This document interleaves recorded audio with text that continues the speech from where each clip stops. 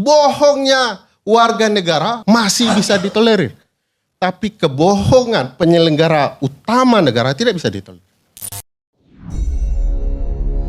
Sejumlah platform media sosial, terutama X, beberapa waktu terakhir tengah diramaikan dengan percakapan yang membahas akun Kaskus Fufu Fafa yang diduga milik calon wakil presiden terpilih, Gibran Rakabuming Raka. Warganet terus menggunjingnya karena akun tersebut berisi postingan sindiran terhadap Prabowo Subianto. Gibran sendiri telah angkat suara soal akun Fufu Fafa. Dia membantah akun tersebut adalah miliknya. Bahkan Menteri Komunikasi dan Informatika yang juga Ketua Relawan Jokowi, Budi Aris Setiadi, menegaskan bahwa akun Fufu Fafa bukan milik Gibran. Pihaknya mengaku telah menyelidiki akun tersebut. Kendati demikian, Budi tak menjawab dengan tegas ketika ditanya siapa pemilik sebenarnya dari akun tersebut.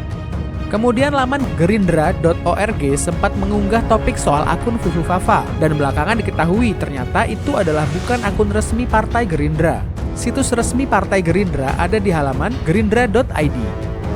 Keberadaan situs itu telah dilaporkan ke Polda Metro Jaya oleh organisasi Indo Digital Volunteer karena situs tersebut diduga melanggar UU ITE. Website tersebut dinilai sengaja dimunculkan untuk memecah belah Presiden Jokowi dan Presiden terpilih Prabowo Subianto. Sementara, Ketua Harian DPP Partai Gerindra, Sufmi Dasko Ahmad, menyebutkan bahwa Prabowo Subianto tak ambil pusing soal akun Fufu Fafa. Dia membantah bahwa akun itu menyebabkan keretakan hubungan antara Prabowo dengan Gibran.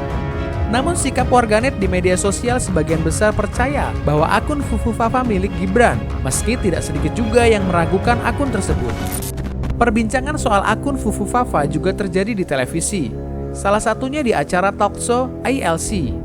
Di sana, Ferry Amsari sempat menjelaskan bahwa persoalan ini adalah persoalan moral politik dan etika pemimpin negara. Ada soal moralitas, Bang Akbar Faisal. Richard Nixon, Watergate, menjebol markas lawan untuk dapat informasi. Itu masalah moralitas dalam berkompetisi. Karena ketahuan sebelum masuk impeach, gugatan, dia sudah mundur. Ganti oleh Andrew Jackson kalau saya tidak salah. Lyndon B. Johnson. Lalu paling menarik peristiwa cacat moral Bill Clinton. Bill Clinton dalam ruang moralitas masyarakat Amerika ketika ketahuan selingkuh tidak kemudian di-impeach. Karena itu urusan privat di Amerika. Di Indonesia itu wilayah impeach itu. Nanti kaitannya dengan pasal 169 huruf J, bagian kedua. Ternyata dia baru di-impeach setelah mengatakan saya tidak pernah selingkuh dengan Monica Lewinsky. Tapi beberapa hari kemudian dia mengatakan saya akui saya selingkuh. Kebohongan itu adalah immoral dalam ketatanegaraan mereka. Bagaimana mungkin pilot dan kopilot berbohong dalam menjalankan negara? Kita sebentar lagi, kata kopilot, mendarat di Padang, ternyata mendarat di Pekanbaru. Kebohongan yang tidak bisa ditolerir. Kerugian warga negara. Bohongnya warga negara, Ferry Amsari, Bang Akbar, Bang Andi, Bang Kapitra, masih bisa ditolerir. Tapi kebohongan penyelenggara utama negara tidak bisa ditolerir. Karena perahu negara yang dia bawa, pesawat negara yang dia akan bawa. Bagaimana kita tidak sensitif soal ini? Kalau kemudian ada mahasiswa, anak muda, kemudian kelepasan ngomong, cara segala macam, ya bisa dimaklumi. Tapi kalau kepala negara dan ban serap kepala negara salah bicara, salah ucap, tidak bermoral dan segala macam, ya akan masalah.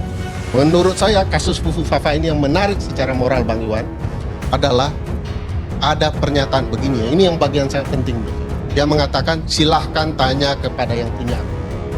Bagaimana kalau secara hukum terbukti yang punya akun adalah Mas Gibran?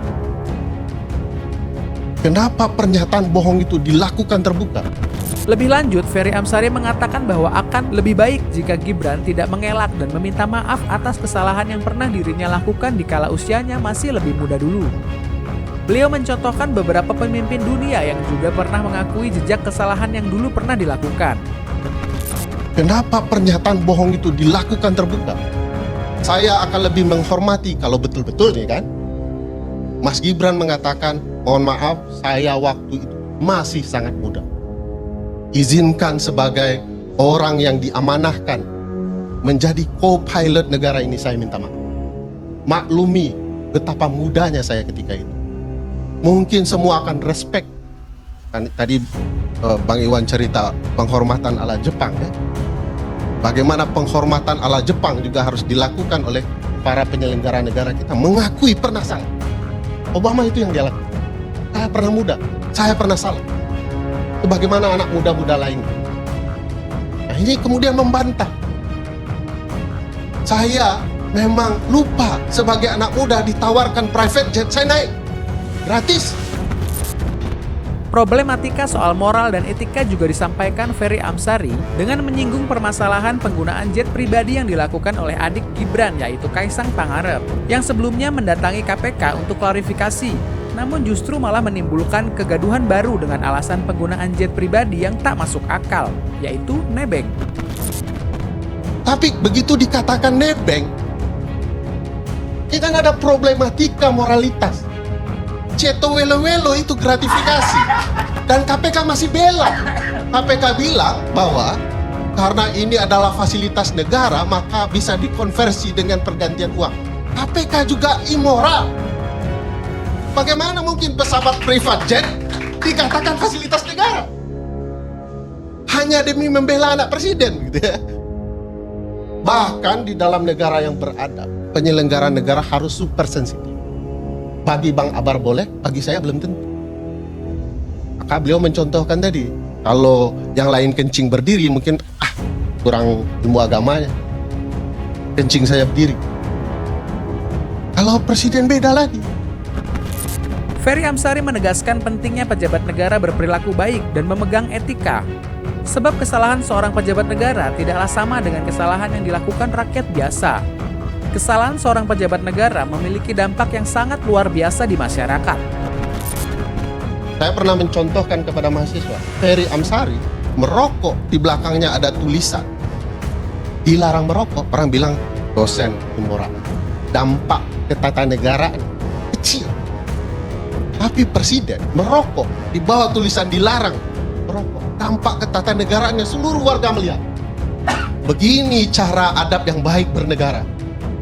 Langgar saja di hadapan mata seluruh peraturan yang ada. Kalau perlu diubah peraturan itu kalau presiden merokok. Dilarang merokok kecuali presiden. Nggak boleh hukum yang berlaku umum kemudian karena jabatan diberikan. Nah, yang menarik pasal 169 huruf J Undang-Undang 7 yang bicara soal syarat menjadi presiden. Katanya apa yang dijadikan syarat adalah seorang presiden dan atau wakil presiden tidak boleh cacat etika dan moral, baik menurut agama, masyarakat, dan lain-lain. Bahkan disebutkan, ini tidak boleh, ya, zina tidak boleh. Apa yang dilarang secara etika oleh agama, masyarakat, jika itu terjadi, dia akan bisa di-impeach. Polemik pemilik akun Fufu Fafa ini sangatlah serius. Sebab jika benar Gibran adalah pemilik akun tersebut, maka posisinya sebagai wakil presiden terpilih akan berbahaya dan berpotensi untuk gagal dilantik. Pertanyaan saya, kalau benar akun Fufu Fafa adalah Mas Gibran, lalu disangkal oleh Mas Gibran, terbukti secara hukum, bagaimana?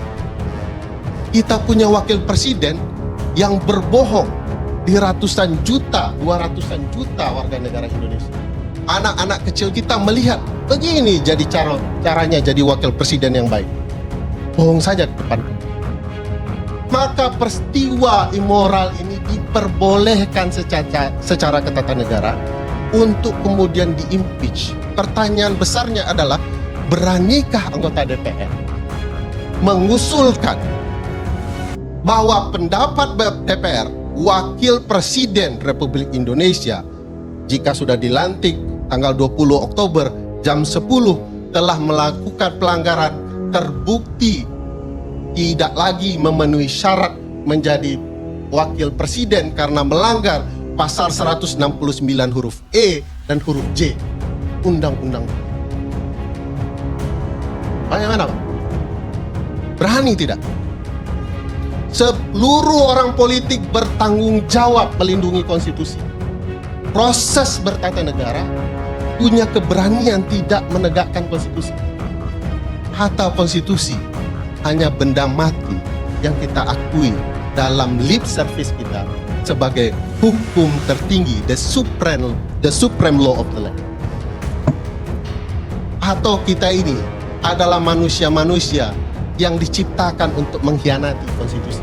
Kita buat dan kita khianati demi proses jabatan dan berkaryanya kepentingan politik, terutama keluarga-keluarga tertentu.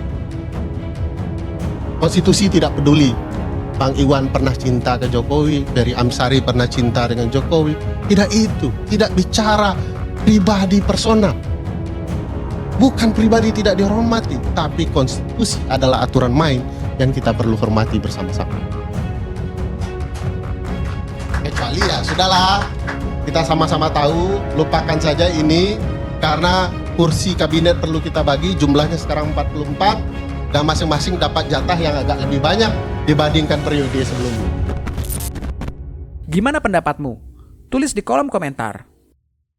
I know you told your friend you're not okay, and tell me what's wrong and why you never said you felt that way.